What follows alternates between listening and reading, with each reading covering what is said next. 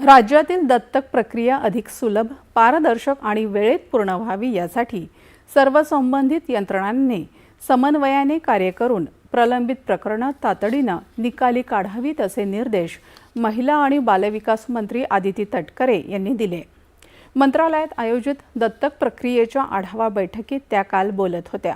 राज्यात दत्तक प्रक्रियेत उल्लेखनीय प्रगती झाली असून कायदेशीररित्या दत्तकसाठी मुक्त करण्यात येणाऱ्या बालकांच्या प्रक्रियेत महाराष्ट्र देशात अव्वल आहे। मात्र काही प्रकरणांमध्ये नातेवाईकांच्या संमतीचा अभाव, वैद्यकीय चाचण्या आणि इतर कायदेशीर बाबींमुळे विलंब होत आहे। अशा अडचणी दूर करून प्रक्रिया अधिक जलद आणि परिणामकारक करण्यासाठी आवश्यक उपाययोजना करण्यात याव्यात असं सांगत प्रलंबित दत्तक प्रकरणांचा सविस्तर अहवाल सादर करण्याचे निर्देश आदिती तटकरे यांनी दिले। केंद्रीय